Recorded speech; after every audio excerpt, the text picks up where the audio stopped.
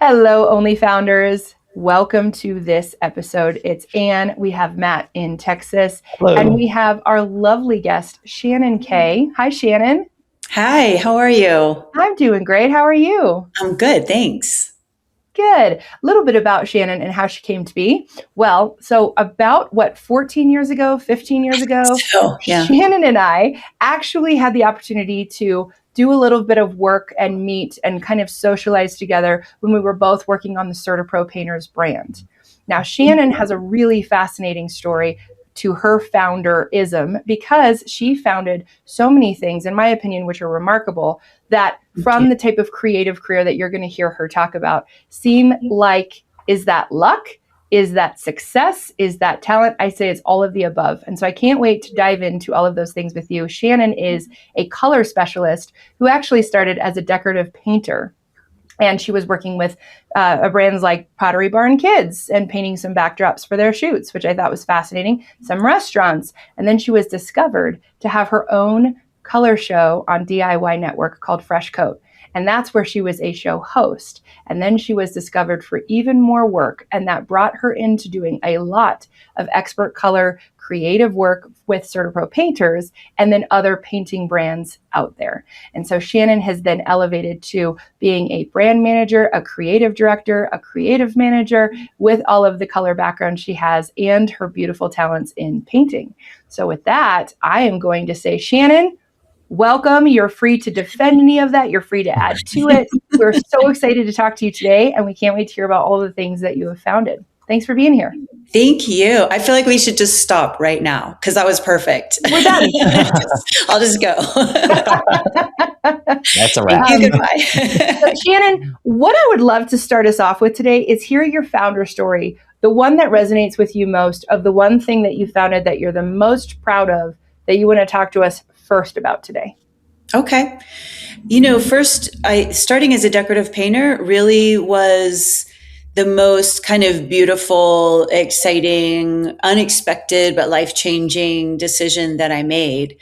And it really came from this process of going to art school to figure out what I wanted to do. I was studying interior design and furniture design, product design, and I decided that in order to figure out what I wanted, I needed work, obviously. So I would get a job at companies that my role might not be creative, but it would be a creative company. So like working for an architectural firm in San Francisco, I was admin, but it gave me a really nice insight into that process. And then I was working at Shabby Chic, which a lot of people don't know anymore, that really was a store and a brand initially, created by Rachel Ashwell, who was a textile designer from England. And she started the Shabby Chic store in Santa Monica, eventually expanded. So I was working in the Shabby Chic in San Francisco, tiny little, very high-end, bespoke kind of boutique. And I was just selling couches basically and doing the flower arrangements. Love that. I have heard of that brand though. I do know that was a very reputable brand. Yeah. Well, and speaking exactly of brand is that now that's a style.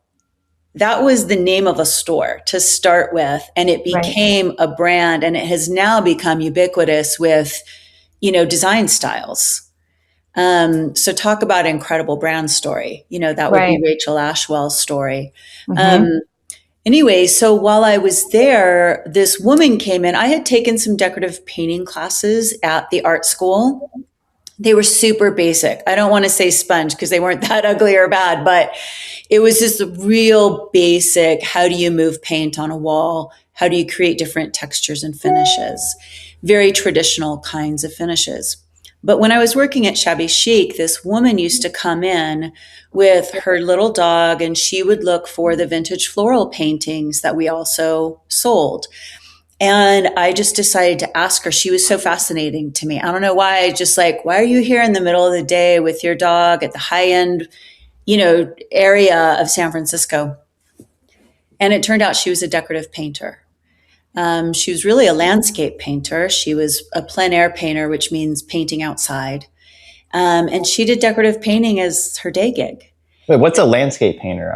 I've never heard that term before. Oh, Like what? landscape is like just you paint landscapes. You know, you Oh, so you're basically still a painter, but you're painting. That's the theme you kind yeah, of go and with. Okay. yeah, and most of the time nowadays, a lot of people will paint, say, a landscape scene from a photo, but you know, originally you would sit outside and paint what you see in front of you, and the Mhm. French term for that is plein air, which means painting outside, what's in front of you, the view outside.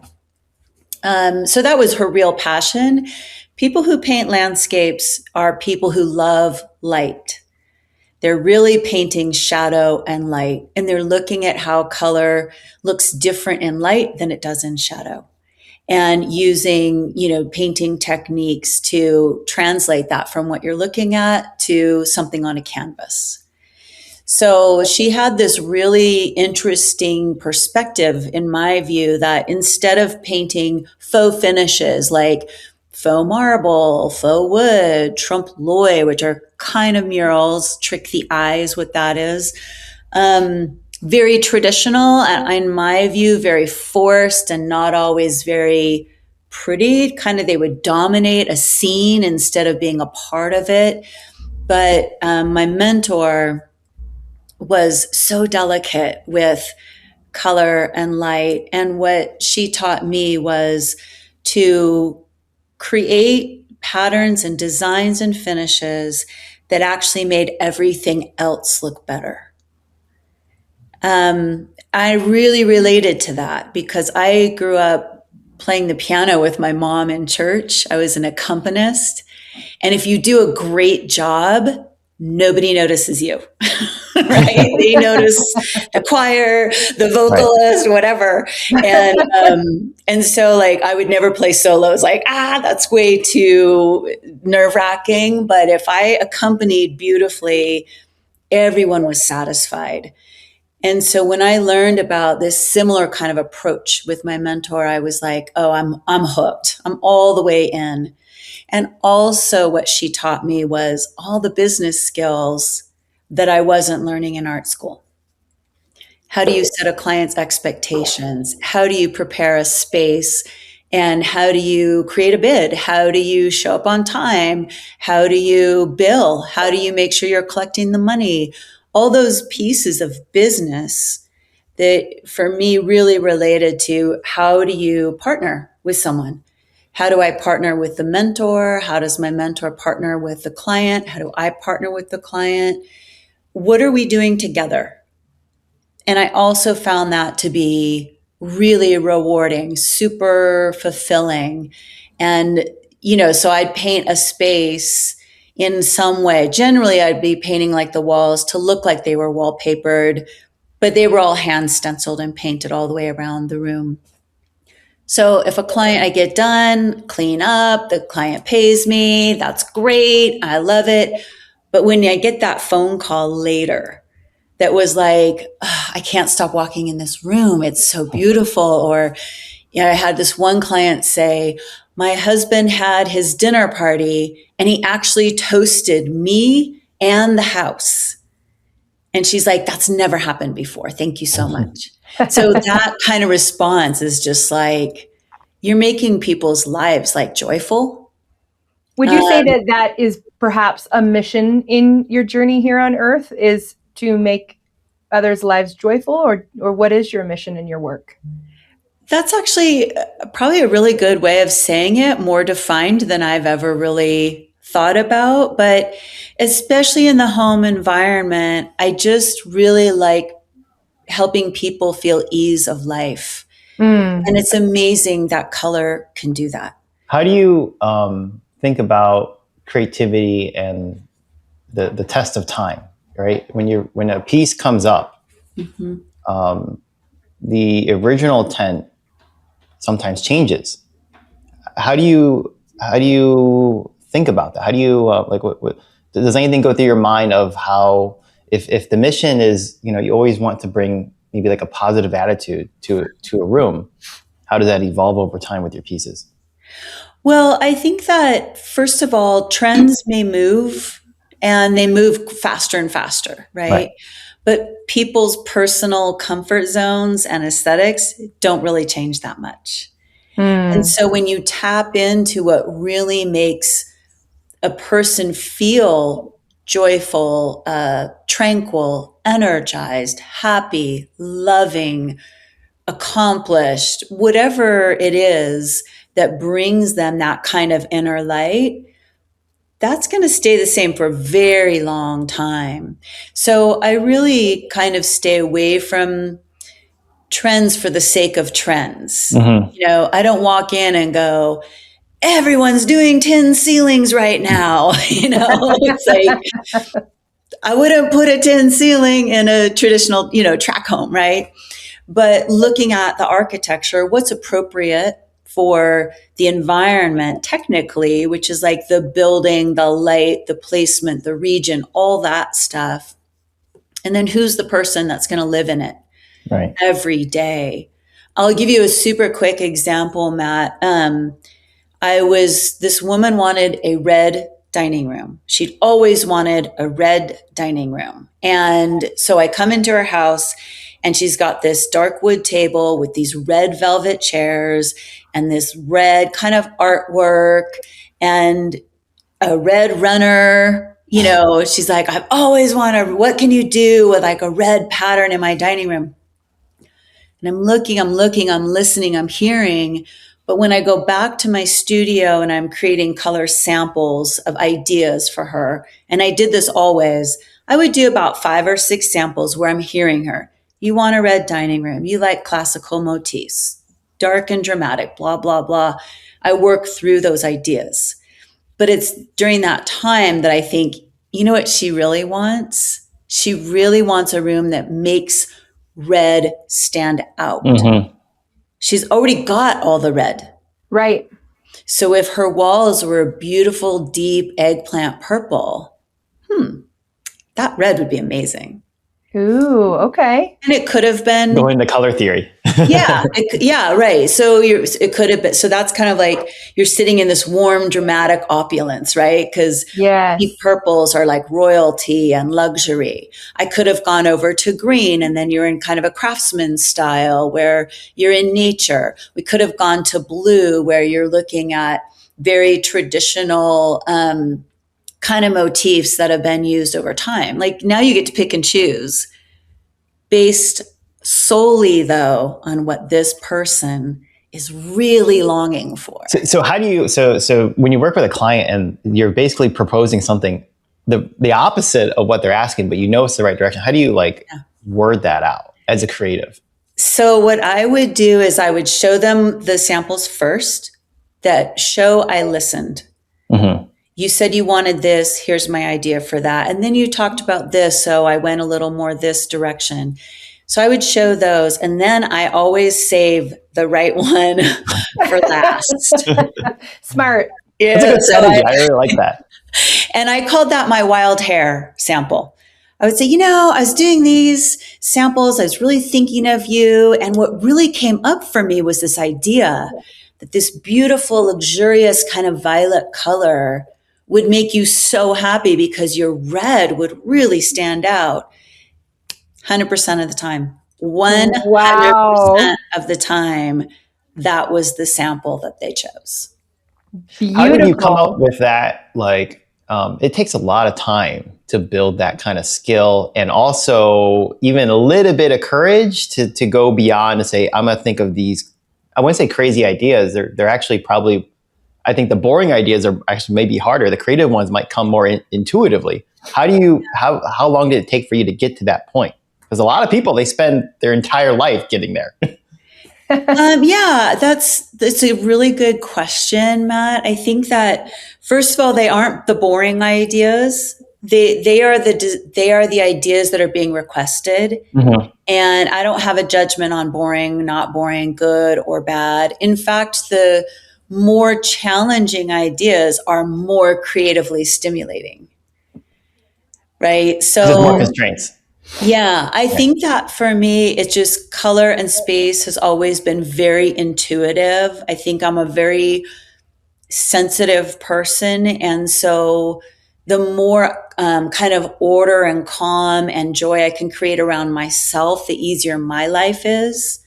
And so when I go into someone else's home and I see chaos happening, my heart immediately just wants to make it better. Right. For the people that I'm working with. But I'll give you another quick example of the heart and the challenge of finding that right finish or that right idea. I was working in this giant house in Napa. I had 3 other artists with me. We lived up there for 5 weeks in the guest house over the pool house. It was like spectacular, like the ultimate artist dream. We literally walked through like lavender fields to get to the little coffee shop every morning, our little mocha and croissant. And on the way back, the hot air balloons going over there. Where was this? Like, who's filming? I'm in the I'm curious because show. now I'm going to mark this on my calendar. Yeah. I know. Oh my God. It was just so wonderful. And we had such a great time. All of us, I hired the artists and we all it was a perfect fit. It was one of my favorite jobs ever, and also my greatest, I think, decorative painting accomplishment.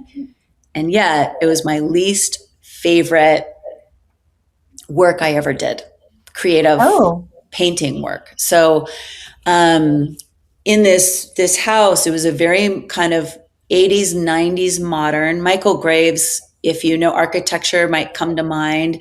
He worked with big geometric forms. This house was like that. So you open these double doors and there's this wide, long barrel ceiling going from the front to the back of the house, and then kitchen, living room, bedrooms. And this barreled ceiling was like 14 feet high, and there was no like crown molding anywhere because it was such a contemporary house. And the designer comes in and she's like, I think we need to run crown molding along this barrel so that we can really define this space and do some beautiful painting up in the barrel. Okay. So I get a bunch of my... And by barrel, I'm looking at, I just looked it up, the architecture. It's like a big cylinder room, right? Is that what you mean? Just the ceiling is curved. Okay. Barrel ceiling just means a curved ceiling. So if you have an arch, it's not, an arch is like, how it's an entrance or an exit to a space, but a barrel is like a whole space is curved. Yeah, I see the examples. Okay. Yeah. Okay. So I go get my molding samples, just literally scraps of different styles of crown and baseboard, like molding. And what I would do is I would tape half of the sample off and do one finish, and then on the other side, a different finish. So I could give you more finishes in a stack of, scrap molding. So I lay all these pieces out for her, the designer, and I say, okay, so which one do you like? This has a little more gold. This is a little more deep, earthy. And she goes, oh, I like this one. She points to one of the samples. I go, oh, okay, well, which one? She goes, this one. And I said, well, like the one on the left or the one on the right? She goes, no, this one. And I go, I'm not following. Point to what you like. She picks up the piece and goes, this. And I go, you want both of these finishes on the crown molding? And she goes, yeah. And I want that crown molding. And I'm like, oh, did you have your samples on like one piece? And then she picked up the whole thing? Oh, that's hilarious. And so basically, I had to paint about... This is by accident. This is all by accident. Oh, yeah. No one had ever done this before or since. I had to paint 200 feet of like 12, 14-inch crown molding with vertical stripes. I was like, wow. Okay, I guess I'll figure that. I call it my Cheshire cat molding because it was just like this kind of tone on tone stripey thing. And, oh my gosh. But I loved working with that designer. She was very specific about what she liked, and whether I thought it was the right move or not really didn't matter. What mattered was making her idea beautiful, because she was the one tapping into the client in that situation. I love that example. And I actually really want to see that work now. Oh I'm my like, God. where can I see that? That's an amazing story. Well, luckily, that was still back in the day of old grainy photos. So no one is going to see that particular You're like, thankfully, project. this is pre-age of social media and content everywhere. Yes. Because that was definitely not for you and definitely for the end recipient, which is amazing. Amazing to show also the grace that you have in your work where Mm. you will deliver what the client wants, which is what the designer wants, and then you will actually deliver it. But then your eye to make it still look polished Yeah. and like it would go together. That's a great collaborative skill set. I want to move us forward as we're talking about the clients that you had that then led into the show. Mm. What was the jump? How the founder story of you then becoming a TV show host on DIY Network? How Yeah. did that come to fruition? Because I think a lot of our audience members would actually be very interested in hearing that Yeah. founder story. It's funny. It's a very simple, humble story, but to me, it relates to, I think, what you and I've talked about a lot, and is the idea of saying yes to opportunity, right? And taking risks and believing in yourself, or just, just having confidence that you can try it, because why not? It'd be better to try it than not, right? Yes. You learn so much from it. So I had been painting for about 9 or 10 years by this point. My business had really grown, and I was just on the cusp of having to make a decision between staying where I am, which would mean my income stays the same, my, opportunities stay the same, or moving up to actually, being a contractor and running jobs instead of being at jobs. So I would have to do more than one project at a time. I'd have to do 2, 3, 4 projects. Now I'm not painting. I'm herding cats, as they say. And I also, when I had started doing that, and the way I describe it is I wasn't getting the good phone calls anymore. I was getting bad phone calls. And I had never gotten bad phone calls, because I was always the one there making sure I managed expectations and timelines. Now I had other people doing things the way they perceived was the best way to do it. And now I'm getting calls. Uh-huh. So I was right at that space when my sister called. She had been on an early makeover show. My sister is very resourceful. And so she had been looking at those early makeover shows. She'd watched the show. At the end of it, they show the production company. And she just started looking those companies up and seeing if any of them were local. And sure enough, Very smart. yeah. So one of the companies was in San Francisco. She sent an email to them with pictures of her family, pictures of her house. She's like, you can do anything you want, any show you want. I just need help getting my home done. And if I don't like what gets done on the show, I've got siblings who will fix it for me.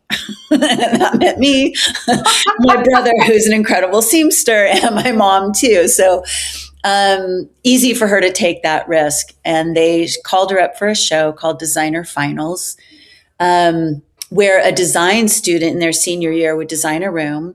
Uh-huh. The couple, meaning my sister and her husband, left for a couple of days.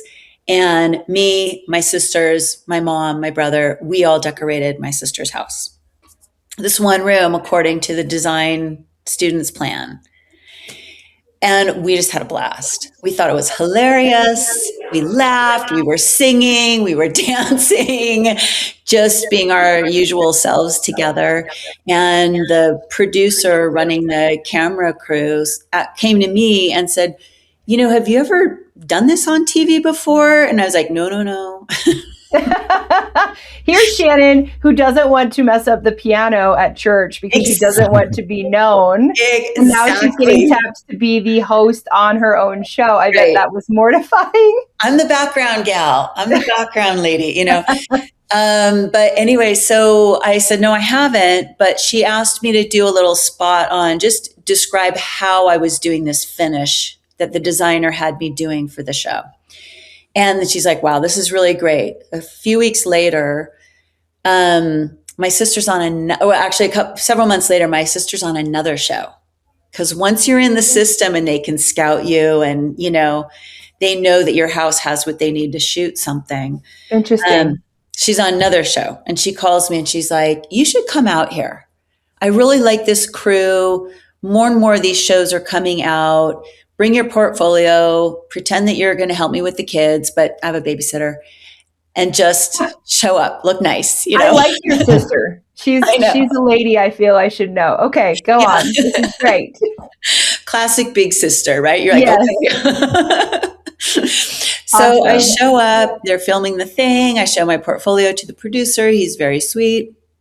And a couple weeks after that, he emailed me and he's like, you're not going to believe this. Scripps TV, who was the big media channel, a big media group that owned HGTV, country music, I think Food Network, a bunch of stations, including the DIY channel, the do-it-yourself channel, they want a makeover show with paint. He's like, where would we ever have found you? And I was like, I don't know, but I'll come and audition. In Napa, living a dream? I don't know. I know, it was so difficult. But, it was like, to your point though, Anne, it was like a turning point for me where I still am a very shy, because I'm kind of so sensitive. I'm taking in a lot of information all the time. I'm watching people and I'm very shy and introverted in a lot of ways. And I need a lot of alone time, but bringing joy is so intrinsic to who I am that I made some decisions about the show. I decided that I wasn't going to worry about my outfits. If they liked or didn't like, I had to go buy on my own wardrobe. Wow. They would have to say they don't like it. They would have to point. I just couldn't be worried about it. There was too much to do. So I couldn't be like, does my butt look fat in this? Right. I couldn't write, is this my good sign? Am I okay? I just. You're like, fuck it. I don't care. I'm here. I'm showing up. This is what you get. This is Shannon. And their job. Take it. Yeah. Their job is to make me look good. Yeah. Like me for the soloist. Yeah. The camera crew, their job is to make me look good. So I had to just not worry about it, focus on the homeowners. And in that situation, I was teaching them how to do really simple painting things, as much as just cut and roll. Here's how you paint a wall, to like, here's how you paint stripes on a dresser. We're going to paint your lampshade. Like we had to paint it all. I couldn't do anything but paint. Okay. For the makeover. So I couldn't get new curtains. Couldn't change the table. Wow. If I wanted to be different, I had to paint it. Wow. Well, that was a constraint that you mentioned earlier. The more constraints you have, the more creativity that tends to get produced. Yeah, it really pushes you. The thing that I did, what we were talking about earlier though, Matt, was I did have to learn how to do it much faster.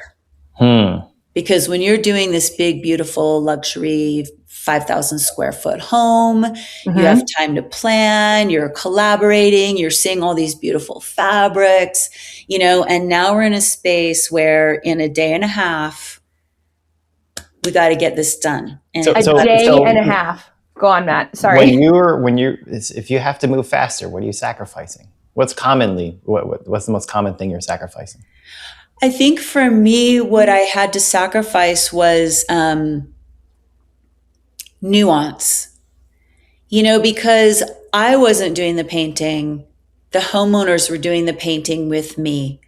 They had to feel confident painting their own floor or painting their own dresser. And they didn't know what it was going to look like in the end.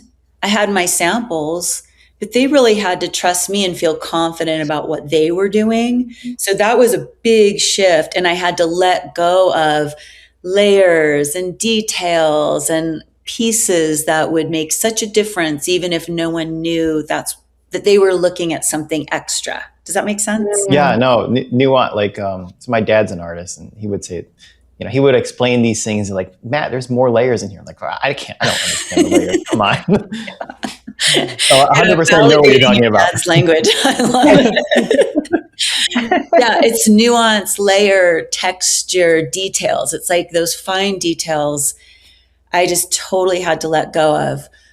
But my relationship to the client, the homeowner, the TV people was the same. I really wanted to leave and have them feel super happy about their space. And so it was harder when you couldn't do as much Yeah. to make that happen.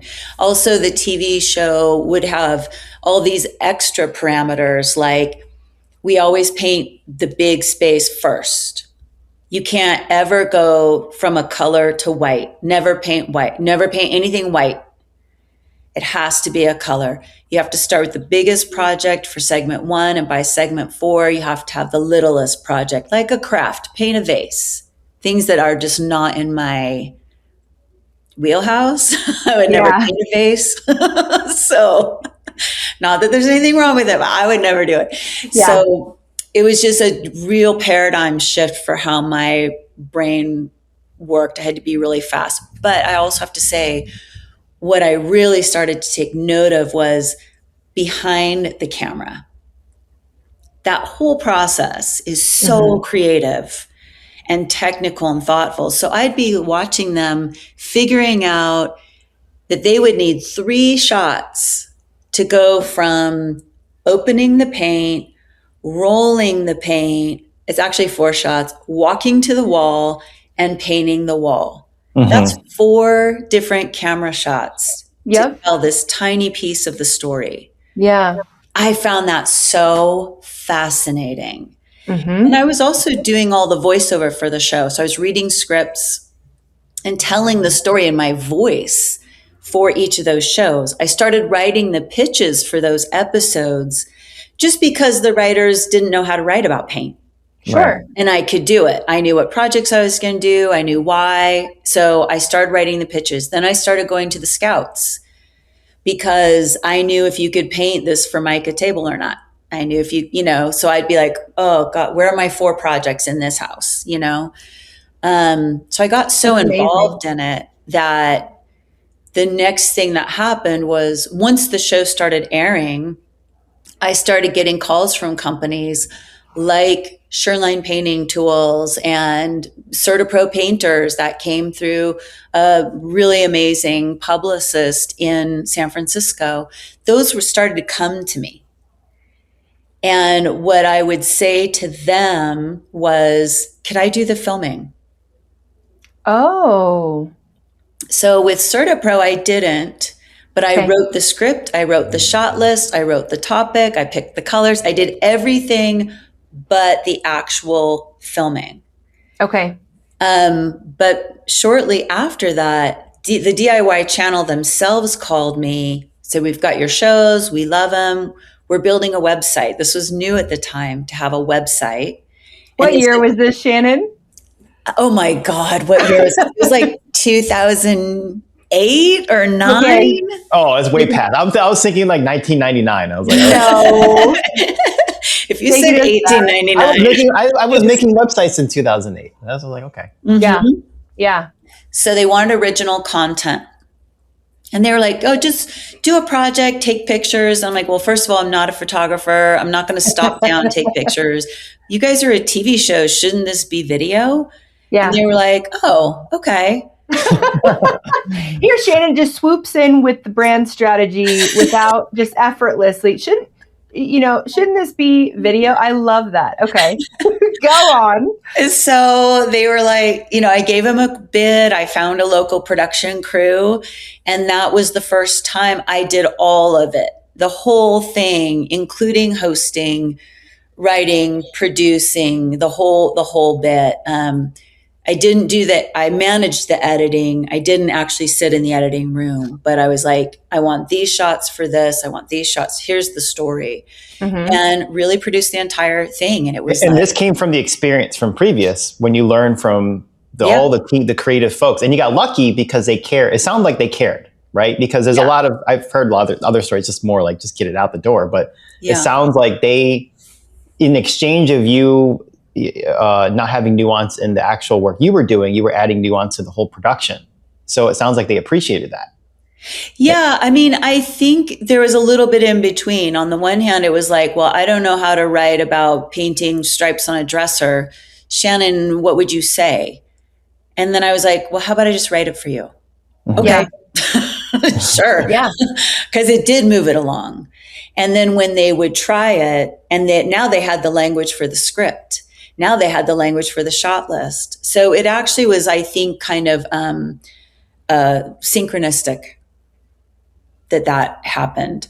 Mm-hmm. Mm-hmm. Okay, so now you're directing, writing, producing, starring in. I mean, this is epic, right? The journey to get here is epic, right? So then, Yeah. what shifted to get you out of TV and content creation and then into more of like the chief creative roles and the director of brand? Excuse me if the titles aren't correct, but share the titles that have been more recent in your work in more of the business and the corporate world, and how, like, why did TV end? Because that's my biggest question. It sounded like a dream. And then why the jump over, or how the jump over into more of the corporate business world? Yeah, the shortest answer is 2008, big recession time. Yeah. Another recession in 2012, and marketing falls by the wayside. Luxury services and things like that kind of fall by the wayside.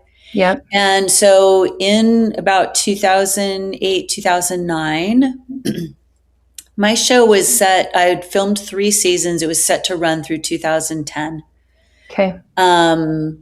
They wanted to renew the show for a 4th season, but the big group, Scripps Networks, was reorganized. Oh. So someone comes in, and I mean, I actually felt like she made great decisions for these channels.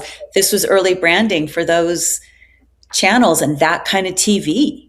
That didn't exist before. Now we had Food Network, and we had, before that it was news, sitcoms, sports, right? Mm-hmm. Now this reality TV became such a big thing, and there were so many sectors of that. Yeah. And so this person came in, said, we want DIY to be instructional for men. So that's where you got Man Cave, Weekend Warrior, those kind of shows. And HGTV will be inspirational for women. And so that's where you got all these makeover shows, house hunting shows, those kinds of things. And what they said was, your show's performing great, but you're not male or female. Those audience, and I was like, I know, it's amazing, because paint is one of those few places in home that both men and women do it. Yeah. And I think it's great. We could really tap into that. They also said, now you have to have an agent. Before that, talent was hired by the production company. Mm-hmm. And they were pitching shows and trying to get shows sold. Now they were doing that, but if they found either the conglomerate would give them a host and say, here's Shannon Kaye, we want a countertop show, right? Now the production company has to figure out how to make a countertop show with Shannon Kaye. But before that, it was like, oh, they want a paint show. Who are we going to get who knows how to paint? And then I would work with the production company would talk to the media group. Now the media group wanted to own the talent, which again, it makes sense, right? So now I needed an agent, and now I was going to talk to the media group. And that started to get a little challenging for me. They weren't renewing my show. They wouldn't let me go to HGTV. I was on my own to go find other shows, to go audition. And I did that for a little while, but my heart wasn't in it. So the agent is basically pitches ideas on your behalf, instead of the reverse, instead of you fulfilling someone else's idea, right? Exactly. Got it. Yeah. So now, once again, there are people speaking for me. Aha. And who's your best voice? Yeah. Who's the best salesman of your work? You are. Yourself. Right. Right. So I appreciated my agent. She wasn't really she wasn't comfortable with the reality TV sector. She had come from like sports commentating and sort of news entertainment. And I knew that. And she was very upfront with me and thought, let's kind of carve this out together. But I didn't have the bandwidth financially, creatively, even emotionally, really. It just wasn't my gig. I'm not the opera singer at the end of the show. You know what I mean? Again, I'm actually the background person. So you had to come to the front and you had to be the star, and then you had to learn all of the things to produce the background to realize that you are still truly the background person and you don't want to be out front. Yeah, that's exactly it. And so, I don't want to worry about what my outfit looks like. I mean, just like... Is it really that you like being in the background, but more of you like being part of a team? Because it doesn't sound like you want to be in the background, but also doesn't sound like you want to be in the foreground. It's kind of like both. But to be both, I feel like everyone needs to be involved. It doesn't feel one or the other. Yeah, that's a really good point. And I think you're exactly right. I do love collaborating. One of the challenges of decorative painting is that it's very solitary. Yeah. You're sitting in someone's house for like 6 to 8 hours a day, listening to how they live.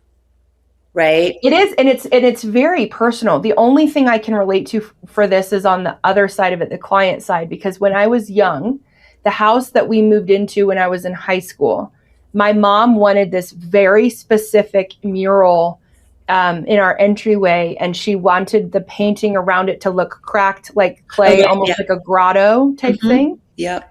And we had this artist come in, and I forget her name now, but she was phenomenal. She was European. She had an accent, and she was probably the age of like a young grandmother. And she was very nurturing. And I remembered she became a part of our family and our flow, because it's very intimate, right? Having an artist like you in your home, it's the relationship that you don't really expect to have. But I remembered being so excited as a child, well, high school, but still a child, right? Like I wanted to see what she was going to do that day. And I loved leaving for school and then coming home and seeing how much more was created. It was a very core memory for me in our family, having this artist do this mural. And it took her months. I don't know how long she was there. I mean, weeks and weeks and weeks. And it was it's such an invasive but beautiful process. And if the relationship is not right, it is awkward. Absolutely. But the other thing that gave to me, being the painter in the house, watching how families operate, gave me so much insight into the branding side, into selling, into content, messaging, all of that. I had been watching it for 10 years. And then I did those years of do-it-yourself programming where I'm showing someone who would never do it for themselves, or they would have already, like this is so easy, dip in, pull the roller out first. Don't push the roller in, pull it out, and then you'll get this thing on the wall. And they're like, oh my gosh, I can paint a wall now, So I really had the benefit of this very micro lens of every step of the process. Paint contractors would come in and paint the walls first, and then I would paint my artwork on top. So I can walk in any room and tell you if it was painted by a good contractor with good paint or not. And I could tell you which is the problem, the contractor or the paint or both. Because I was painting on top of that every day. Those walls, that lighting, that texture, that cut-in line. And if the painter did a great job, my artwork looked better. Right? Again, it's the accompanist and the soloist, right? My work looked better. And if they did a crappy job, I had to work so much harder to make my work look good. I had to hide their flaws. Pause. This can be edited out. I want to say, I love this conversation. Can we go longer? And I'll stretch another 10. So can we go like the full hour where we're recording for a full 60 minutes? Because I want to get into more. Are you guys good with that? Yeah. I'm okay with that. Yeah. Cool. Okay, great. Let's keep going. That was beautiful. I love that analogy. So we'll get back into it. Matt, do you want to kick us off with a question? I feel like I've been dominating questions. No, I feel like I've been dominating. Good. Actually, this is just random. Where did you come up with that painting in the back? I know it's a graphic or whatever, but in the back is actually very interesting because this? you talk about contrast a lot, and you talk about, how things get elevated by doing other things. Why did you choose that design? Well, this it's is interesting. this is one of mine. This is one of my paintings. I was actually guessing that at the beginning when we saw you, and I was like, oh, that's one of her paintings. Yeah, I mean, it kind of gives you a good example of how it's really like pattern, shape, and color that I'm interested in. There's really nothing figurative. There's nothing, it's not a landscape. It's not a portrait. It's not, it's basically pattern, shape, color. And I've been completely obsessed with this pattern. It's called a rhombus pattern, but you see like this shape right here. Uh-huh. And then when you put the three pieces together, it's a cube pattern. And like Right. MC Escher is really known for using this pattern in one of his drawings. But then at the same time, if you could look here, I don't know if you can see it, but if you look at these 6 shapes, the ones that have the pattern on them, that's a quilt, a star, a really classic quilt star. I see it. And they're made by the exact same shape. So however you move the color is how you determine the shape. I mean, the pattern. The shape is the same. If you change the color, you change the pattern. So I love that. I was looking at it initially because it reminds me a lot of chaos and order, right? Because even though you may not have intentionality into it, it's 100% there because you can see the contrast really well. You have one side that's orderly, you have one side that's chaotic. Maybe obviously you intentionally put order inside of it underneath the layer, but someone like me, I just see it as, these are like 2 opposing opinions, but then everything works. You got the color, everything works. So anyway, I just thought it was interesting. It worked. Everything works for you there. Well, I really appreciate that. And in general, like that, I wouldn't paint that on an entire wall, but I have painted just this cube pattern, the 3 colors. I painted that on an entire wall in my house. So that taking a pattern and applying it to an entire space I'll make it a lot more quiet, a lot more nuanced, a lot softer. But when I paint my own work, that's where I get to explore and be like, if I put this together and that together, what would that look like? I just play. So for me, my own paintings are play. They're very stream of consciousness. I don't make any plans. I have an idea. I know I need to paint this shape again. I don't know why, but let me lay it out and see what happens.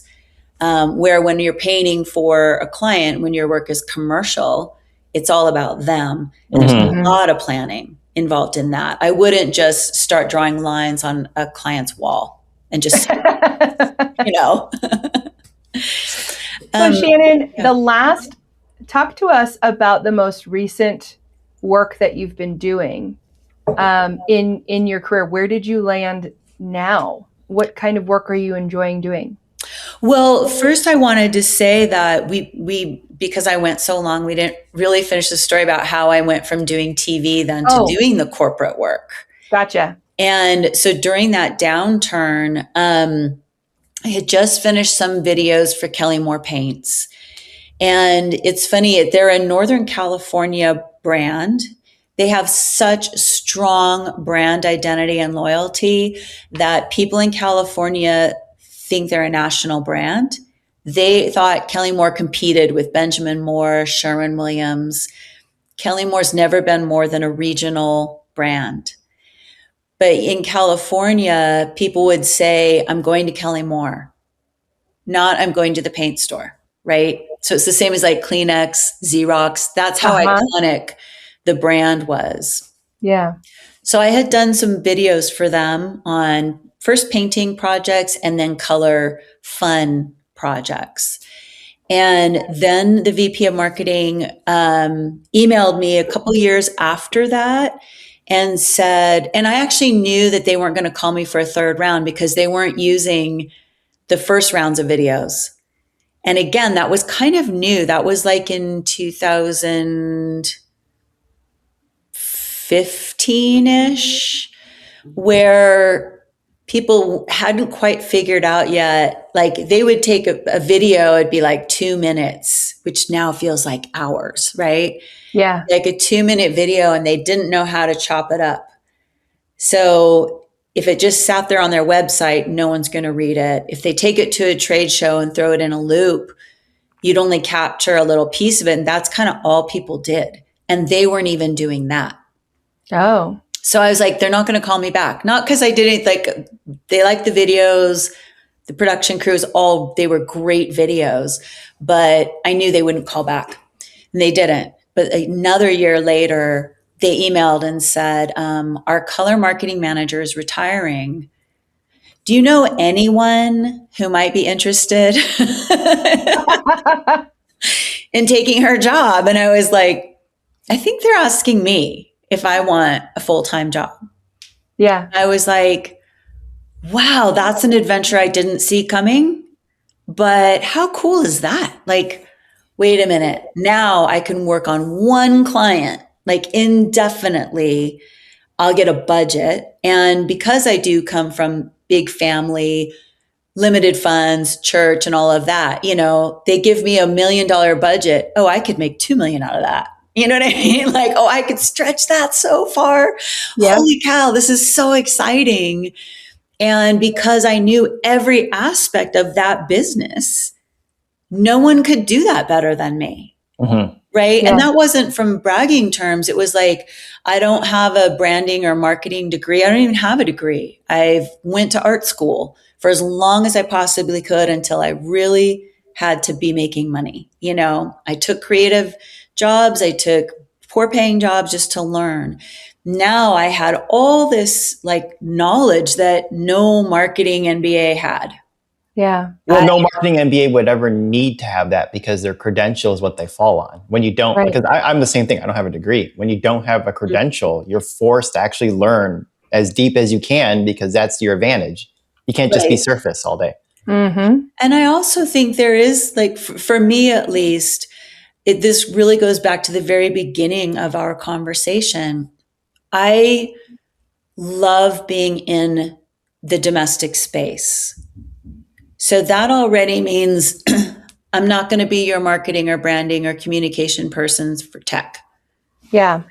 I'm not, unless it's technology that helps you make your family genuinely operate better in a way, not just more. We don't need any more vampire lights on refrigerators. You know what I mean? Like we don't need any more electronics lighting up our houses from the ends. It's like, it makes me crazy. But, but if I went into the wellness space, oh my God, I could do that. I've been with insurance, without insurance, big family, living alone. I know all of that. So for me, it was just coming from more of a real genuine perspective versus a practice, a branding practice, if that makes sense. Yeah. I think I naturally have kind of brand and marketing inclinations. Like my mind goes there naturally.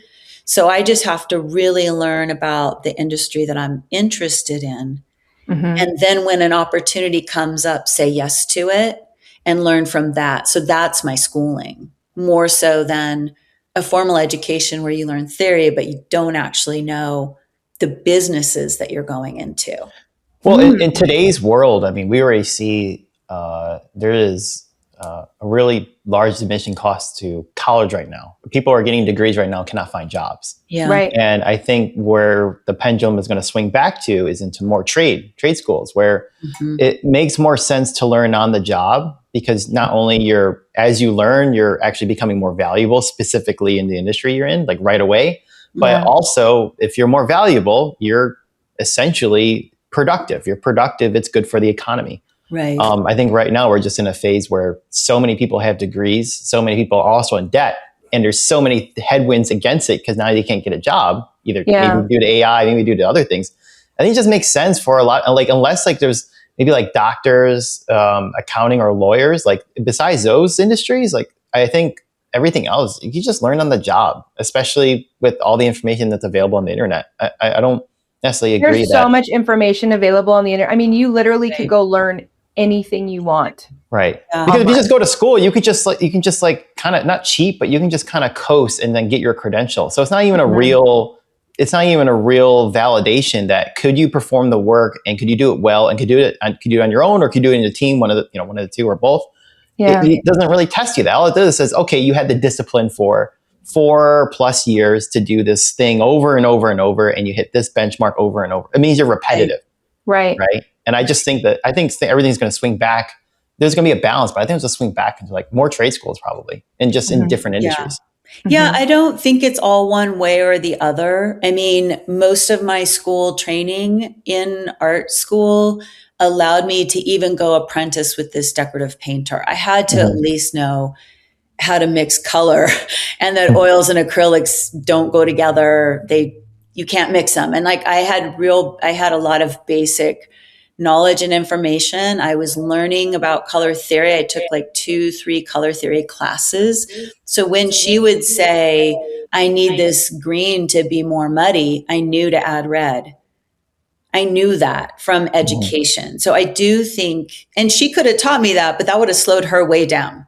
Right. Yeah. And she already had to fix everything I painted because I was so new. Right? Well, I think it's like you make your own education, right? Right. I am more self-taught. So like I got tons, these are only like a fraction of my books. I got a whole pile of books I got to put on the shelf. Yeah. And I'm more self-taught. So that was my path. It was like, I cannot sit in a classroom and have someone else tell me what to do. I need to like find the pain myself and then solve the pain.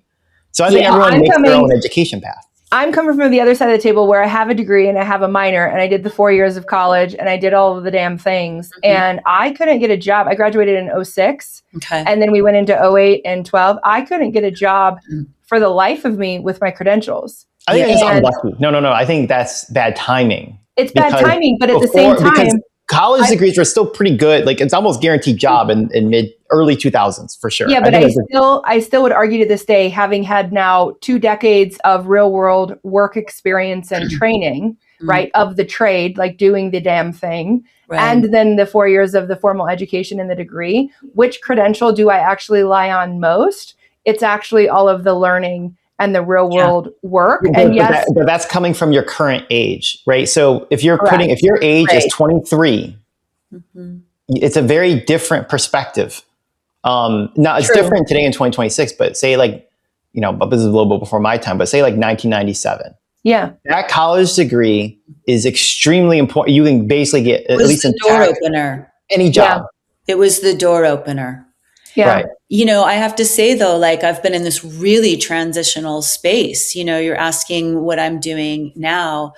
When Kelly Moore closed suddenly and abruptly after 75 years and 1,200 people were put out of work in less than a week, it was devastating. It was I'm still kind of reeling from it a little bit because I had done so many, I have to say, positive, good, incredible things in my small position with my small team. We I built an online store for Kelly Moore. Like they wanted me to increase the retail sales, but they didn't want any customers coming in the stores.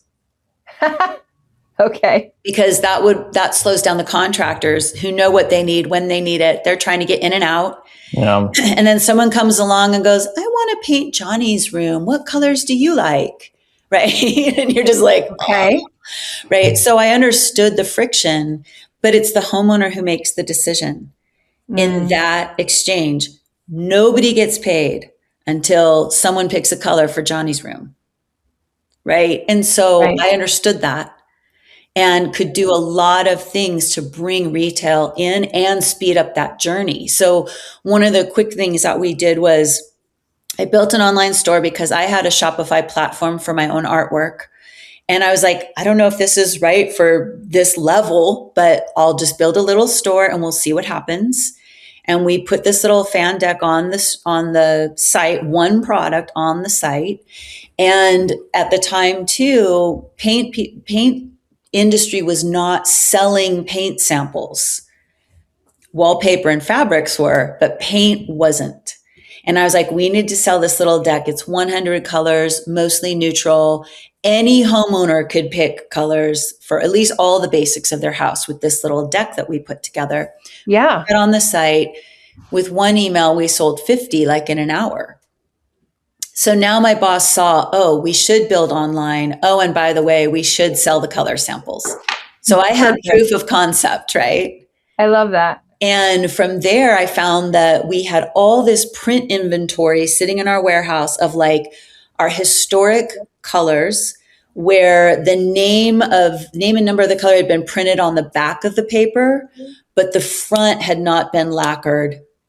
It hadn't been cut. So it was like this, they called it coated paper, giant rolls of coated paper that we couldn't use because our fan decks didn't have our historic colors. So I was like, okay, well, this little deck sold really well. Why don't we get this little deck made out of historic colors, which are always in style? It's like those classic colors. You can always use them in a trend. So I made that started to sell. Then I realized we had these big samples that we only gave to designers. They were free, but we gave them to designers if they knew we had them. A customer could figure it out. We'd send them out for free. But we had 1,721 colors. We had inventory of every single color, and like 600 of those, at least, probably more like 1,000 of those, we never sold or gave away. So when you looked at the inventory of these samples, it would say like, say for Swiss coffee, our most popular color, a white color, right? It would say like, you have 3,000 sheets. That's about 3 months worth because those samples go, right? Then it would say like, I think it's called Paso Verde was this color, this kind of greenish yellow straw color, had never left the warehouse floor ever. So we only had like 4 or 5 sheets of it because we had minimums we had to meet for printing.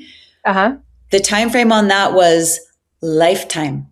It was never. So we had thousands and thousands of dollars in samples of wasted money. Yeah. It was going to age out before it ever went out. So I started taking those and saying, let's put them for sale on our site. And let's group them together. So if you want to paint your room green, let's pull like 7 kind of warm olivey greens, 7 sort of bluey greens. Let's put 7 whites together. Let's put 7 blacks together. Let's put them together in packs. And then you get that and you pick one from there. Now you've chosen a color for Johnny's room. Now the painter can paint. The paint store gets their money. Everyone moves forward. And Shannon, what you did there was a great example of meeting the need of, we don't want them spending a lot of time in our stores, seeing all of this and making these decisions. And also we know that when they came in, they need something at home in the space to show. You can't go look at a store, see the color and possibly understand how it's going to look in the room. And that was brilliant to show all of the array of colors. You want green? Here's all the greens. Here's all the whites, and you can actually start matching at home. And then you come to the store where that's like your appetizer. It's like your pre-shopping. And that was brilliant because you not only got rid of inventory and made money off of dead weight, but then you also put more power in the client's eyes, which is then they can make the decision in the space. And then they can come into the store feeling ready, which is brilliant. That's a great move. Well, I mean, that's the end goal of every business exchange, every sales journey, every brand strategy, right? Is for the end user to make a confident decision. Exactly. The faster and more confident. What tools, what programs. And I love that you're still coming at it from a caring perspective. You're not coming into this kind of, marketing director over color for this paint brand saying, I want to make us the most money possible. You're coming in and saying, I hear the demand of the brand and to keep increasing revenue, of course, but I also want to meet the customer where they are. And your deepest passion that comes from your, history of work is making sure that your customer has joy. Right. And I love that common thread is still woven through even a corporate career, which can often get entangled. And you say, no, how can we bring joy to the clients that we're working with and make it easier on them, which I think has the natural return of elevated revenue because you're naturally increasing that client's interest in the brand by taking care of them, which I would argue is still that concept of working in gratitude for anybody who walks in the door and giving them that joy and saying, thank you for buying from us. Let's go ahead and set up all of the products and services that are going to support you the most, right? Yeah. And you're also exposing more opportunity. Yeah. Right. Yeah. So if now you do they have the deck and maybe they go to a different room and they say, well, we have his room picked out, but I love this color so much. I don't want to let it go. Maybe we can do our bathroom. Exactly. And that's what came from decorative painting. I'd come in and do one room, then they'd call back, oh, could you do something lovely in our hallway? Yes, I could. You know what? This bathroom needs the Shannon touch. Like, yep, it does. So same thing with these fan decks, that they were just the right size. You could hold them in your hand. Each color, one whole page was one color, so you could see it, but it also fit in your junk drawer. It fit in the drawer where the screwdriver and the extra fork, all this stuff is right where you go when you're like, I need a tool, right? We painted, we actually had CertaPro come paint our house now, like a few years ago, the exterior. And you are not wrong. I still have all of the paint swatches that I went and picked up from the paint store to decide that color spectrum. And guess where all of those live currently today, and the house is done being painted? In the junk drawer. I have my paint samples there. I'm like, why do they live in the junk drawer? They just, they live in the junk drawer. Funny. My former boss, he was always starting in this like internal battle of like, we want to market and get things out, but we don't want to waste money, And so at one point he said something like, well, I don't want our color samples like all over the place, like on people's coffee tables and like holding their drinks. And I was like, that's exactly where I want them. Yeah, you do. In fact, we should make coasters out of these colors, just like Pantone, right? So they look at it. If you think about it, if you're doing color matching from an interior design perspective, you want small accents in the room that pick up the color of the larger spectrum. And so if you have a wall that's in a color and then you need something accented, you usually do like a throw pillow or a little, throw blanket. But then what about the coasters? That's exactly right. You make a coaster in the swatch color of that you put on the wall, and that just automatically pulls it in. And think about it in like that kind of nuanced way again, where like if you're a sports fan and you love the Broncos, then you're going to wear their sweatshirt with pride or their baseball cap or whatever, and you feel happy about it. In the business world, you have these kind of silly things like pens and like calendars and these weird things that have the name on them with no connection whatsoever to the brand. Right. Right. So if you can connect whatever that collateral is to the brand, it's okay if it's paint or Kleenex.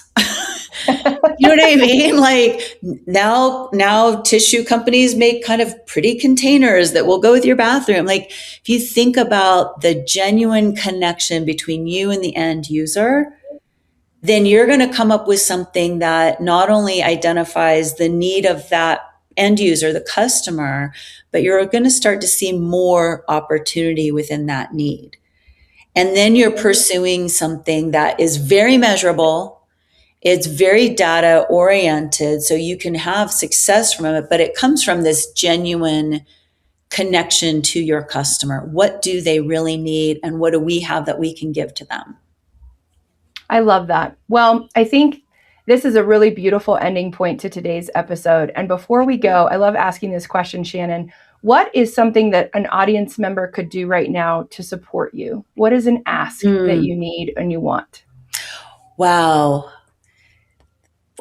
This is probably the hardest question of the day. Because I had so many years doing my own work and loving it so much, and then had such a beautiful opportunity with Kelly Moore to be within a business, part of a team, like, Matt was mentioning earlier, that I really do feel like I would like to take another brand to the next level. So finding a business, a company, a person, a team that is looking for someone like me, that's going to be such a genuine connection. So if this is resonating with someone that says, hey, I know someone, just connect with me on LinkedIn and let's have a really genuine conversation. We'll build a relationship just like you and I have, Anne. Like years later, we still have this really warm, positive connection. That's all I want in my life. It's so Absolutely. productive, and I appreciate Yeah. it so much. That's great. And so, Shannon, where can they find you if they want to connect with you? Well, you can go to my profile on LinkedIn, Shannon Kaye, Kaye, and you can also go to shannonkaye.com. Go to my website. You can email me at shannon@shannonkaye.com. It's pretty easy once you get the hang of it. I love that. Shannon, thank you so much for the real talk today. I'm so inspired by your story. I want to keep asking you questions. I feel like Matt could too. I loved everything of where we went today. Matt, do you have any final words for Shannon? No, I just say this. Thank you for jumping on. Sharing your experience and story. I love it. It's really, it's not just positive, but it really shows how much of a professional you really are. Thank you. It's rare. A lot of folks are, they just get work done, but you really know your stuff. So it was really great listening. That means a lot to me. Thank you both. I had a great time. Awesome. Well, that does it for us on OnlyFounders today. Thank you, Shannon. Thank you, Matt. And thank you, listeners, for joining us. We'll see you next time. Bye. See you later.